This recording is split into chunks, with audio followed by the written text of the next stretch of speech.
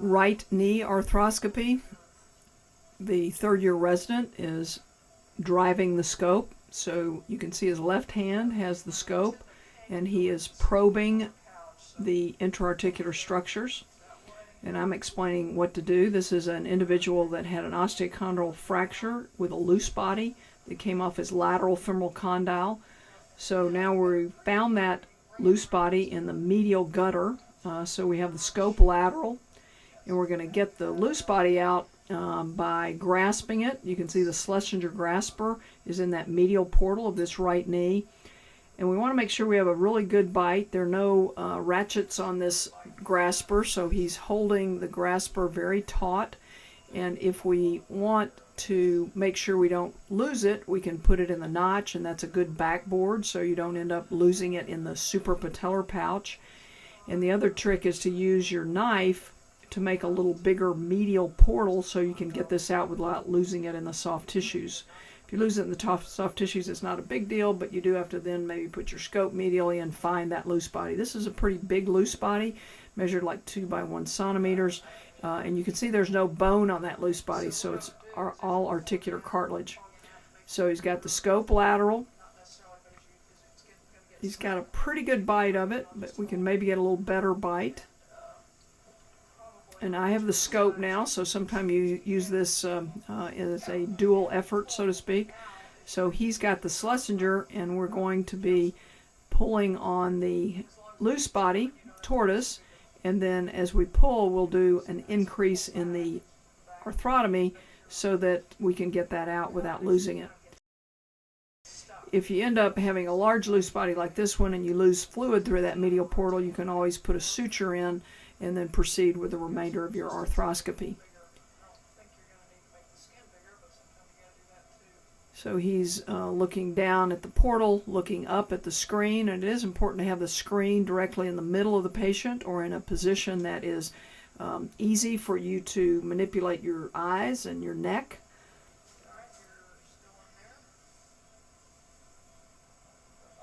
So he has now removed the loose body, part of it. There's still part of it that's in there, so we have to keep our eye on that loose body and not lose what is remaining. So we got about half of it out, and then open the jaws big and wide. The person driving the scope needs to keep the eye on the ball, so to speak, so you can see it.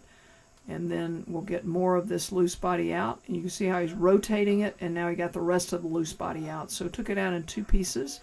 And the key there is to make sure you have a good grasp and make a big enough incision in the portal so that you can get it out. So now we have the scope and we're looking for what the lesion is. And you can see the resident has the arthroscope, and we're leaning into a varus position to be able to get into the lateral portal. The scope is lateral in this right knee. Looking at the lateral meniscus. Lateral meniscus has a little fraying, but the main problem here is his osteochondral fracture of his lateral femoral condyle.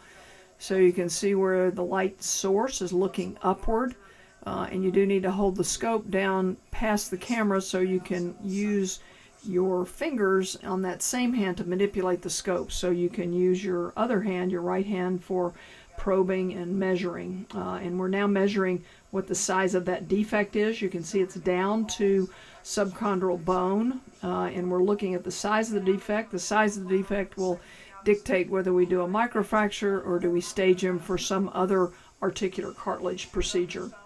So you can see the patient's leg is in varus. The resident is leaning into him, and then this is this very large defect in the lateral femoral condyle, measuring 2 by 1 centimeters. Meniscus looks okay.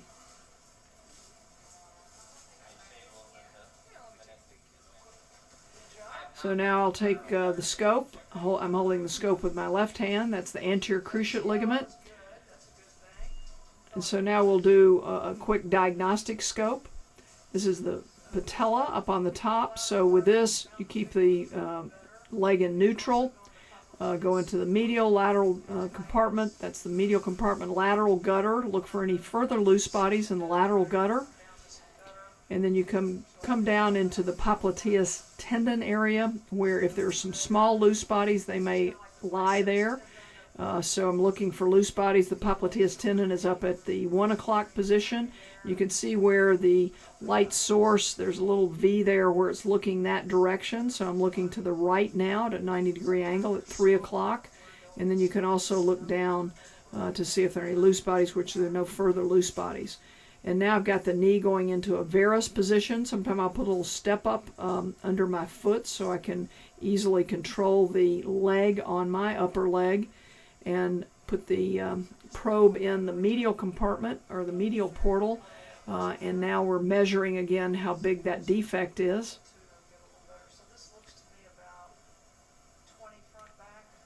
So it's a 20 by 10 millimeter defect. The meniscus looks okay. And it's important to measure this so we can again figure out what we're going to do with a microfracture or other articular cartilage procedures, such as a Macy, an Oates allograft, autograft. There's the anterior cruciate ligament, trochlear groove. You can see where the position of our Mayo is, so we can grab that shaver if we need it. We need to be able to efficiently do arthroscopic surgery. The setup is a key, and you can see the circulator over there has everything that we need. Not too much, but just enough so we can get at it. Putting the curved shaver is being used to just to breed that frayed edge of the lateral meniscus, but this really isn't the problem. The meniscus is fine to probing. You can see I just took a picture. We take a picture on the camera head. We can record, take a picture. You can see the water there on the right. Sometimes the bags have to be up higher to develop more of a pressure head because we're using gravity for pressure. I don't use any pressure pumps in the knee, so this is gravity pressure. And we're using oscillate just to shade that meniscus. So now we are putting the scope medial because we're doing the work in the lateral compartment, so we have switched our scope to the original working portal. Put it with a cannula and then put the scope in. And now through that lateral portal we can do our work. However, we're going to do a microfracture, so we will triangulate to see how we're going to get our drill. You can see I've got the knee in about 90 degrees of flexion, putting a spinal needle in to triangulate this. I usually hold the spinal needle more toward the back of the needle. And you can see where we're a little flat there, so we're going to come a little bit further down, measuring the size again of this defect when we've got the scope medial, working portal lateral. Pretty big defect. You can see we've debrided this. You can use a curette or your curved full radius resector to get good edges, walls around the defect. And now you can see on that all inside on the left the size of the defect. And you see it almost looks like it's down to bleeding bone. This patient's injury was about 2 months prior to this arthroscopy. The circulating nurse has gotten the water down low, the normal saline down low, so sometimes you might lose your distension in the joint. So if you do that and you have a red out, you got to think you're out of water, or there isn't enough pressure, or the water is off for some reason. Again, getting that wall to be a good edge, you can do that with a duckbill, which I'm doing now, or you can use a curette, an open curette or a closed curette. And you want that to be the structure around the defect before you're doing your microfracture. So this size of this defect and the acuteness of the defect was adequate, and we did a microfracture in this case. You can do a microfracture with AWLs.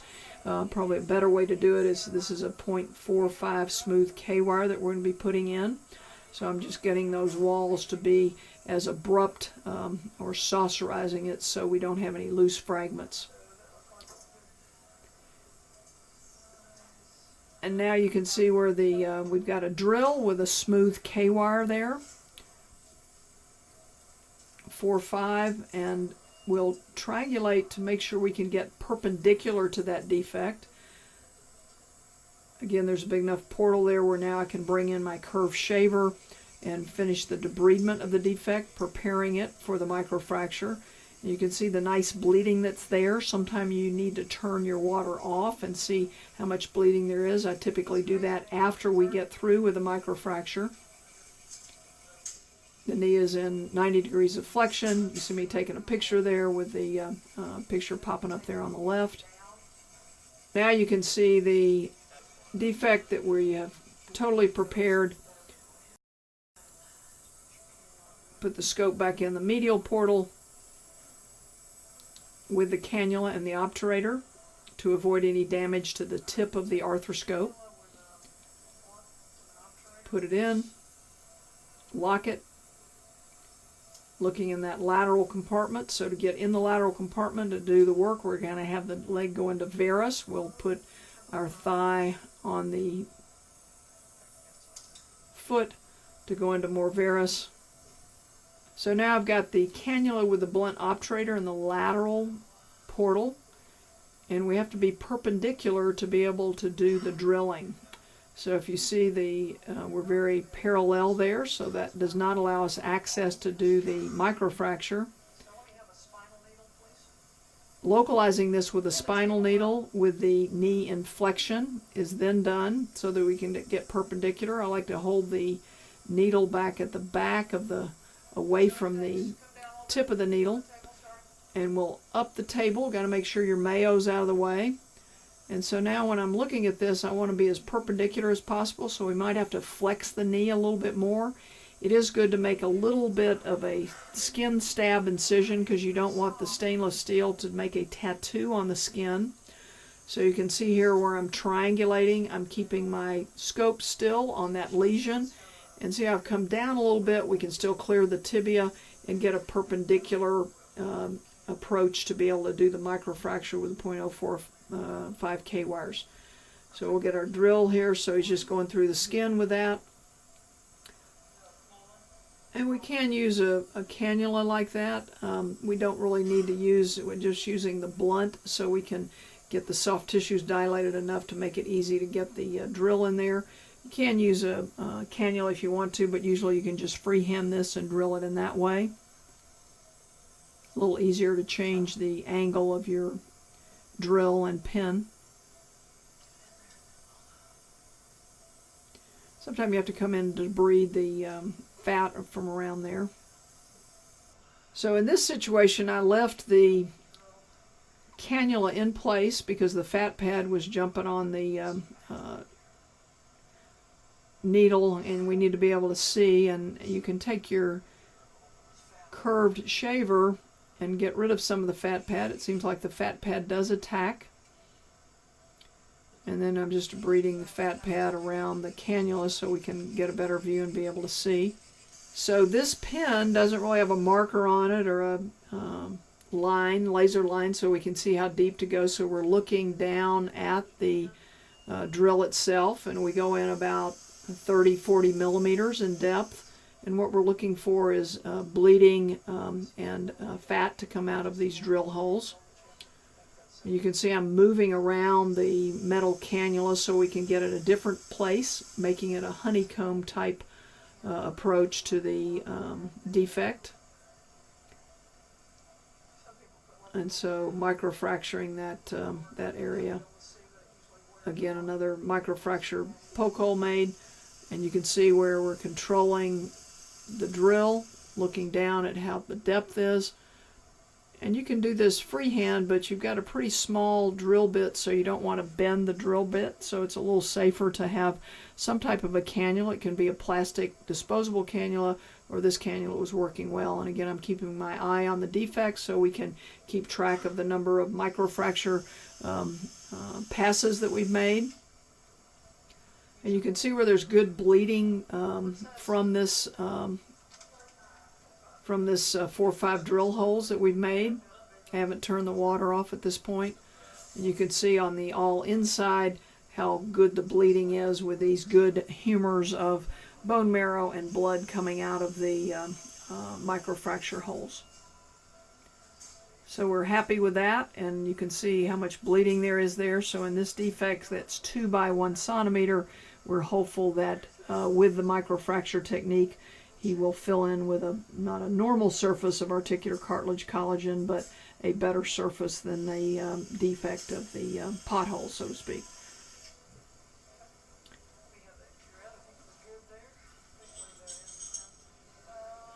So looking at different curettes that we can use, you can use an open curette, you can use a closed curette.